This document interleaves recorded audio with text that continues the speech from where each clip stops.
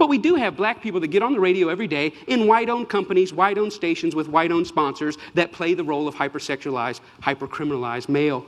I ask these advertisers, I say, I've got hundreds of songs a day that celebrate killing animals. Will you put them on your station? They said, no. I got hundreds of songs a day that talk about assaulting women and abusing kids. Would you put them on your station? They said, no. I said, I got hundreds of songs a day that talk about murdering blacks. Would you put them on your stations? They said, well, that depends. Depends on what? Who it's done by and who it's branded for. Because if we can get black folks to sing about it and we can brand it for our youngest black audiences, I think there's money to be made. I think there's American appetites to see these people that way. I said, how can you say that? They said, well, look, it's what these artists know. It's what they, black people, create. It's, matter of fact, our surveys say it's what they want to hear, which speaks of a sickness. How do we live in a society where somebody says, you know what, I'm inspired to write a song that celebrates murdering another person. And then a person says, I'd like to put that on my station. Another person said, I'd like to pay for it. And then there's people out here in the audience that go, I'd love to hear it, as long as it's black guys. Because even white people buy rap music, buy this type of stuff, because we know that when we want to hear about killing each other, we know who to turn to for that type of inspiration. We call it our music. We say we own it. White people buy more rap than black people. Yeah, but we're very careful to turn it down at the stoplight when other black people are there. Why? Because we know we're just pretending. For them, it's more authentic and real. I always ask the companies, what about your name? What about your brand? What about your value? And the largest radio company in the world said this: it's okay that we only have drug dealers on our black youth stations. We only have murders on our black youth stations. We support black charities. We give out water at the Martin Luther King parade. I think we've got it covered. We've bought them off.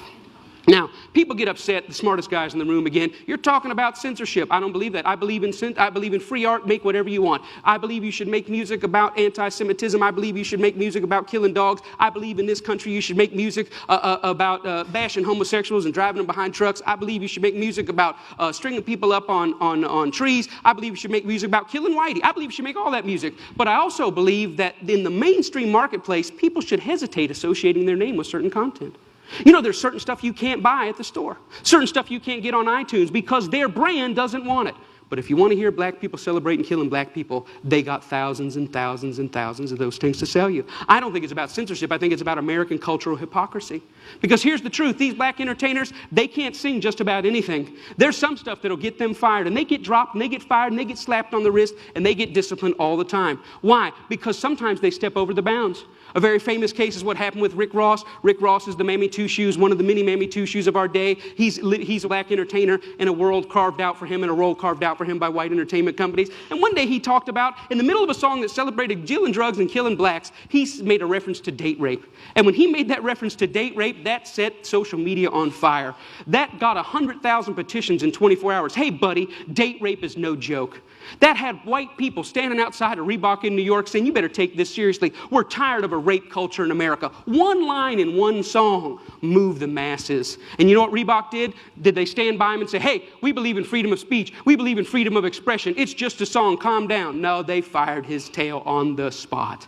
The president came out and said, this goes against our high standards. He's gone against the values of our brand. Shame on Rick Ross. We're disappointed. He doesn't know how serious date rape is. And when I saw that, I thought, wow, how convenient.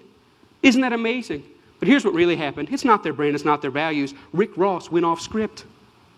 He was hired to get black customers, and they think that black customers go with black bait. And in America, black bait is the hypercriminalized, hypersexualized portrayal of black people. And as long as he had sung about that, the stuff that got him hired, he still have a job at Reebok. But when he touched other sensitivities that affect us, he lost his job.